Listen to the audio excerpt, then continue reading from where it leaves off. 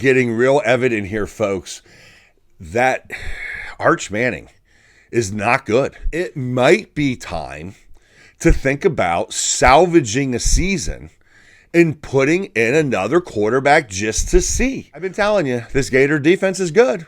And they sacked Arch Manning 6 times yesterday. They knew that Arch Manning wasn't that good. We could actually let receivers run free in the secondary, and he can't hit them anyway. So I don't know what Steve Sarkisian's going to do down there in Texas. But the truth of the matter is he's still got to go to Georgia. He's got to play Oklahoma next week.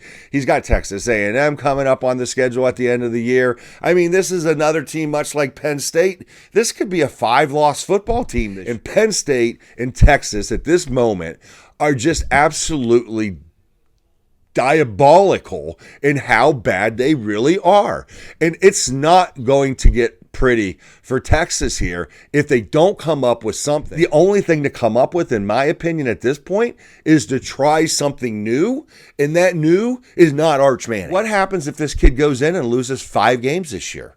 What do you do next year? And are you just going to bring Arch back and say, hey, we're going to try it again and see if he's any better? I'm not saying you got to bench him for the season. I'm saying is maybe in a couple of these series where he's not playing well, you put the other guy in just to give him a spark. You got to try it, Steve Sarkisian, because what you're doing now is not working. It's not going to work, and Arch Manning is not effective. Those 2 sacks that he took, I think it was somewhere in the middle of the 4th quarter on back-to-back plays.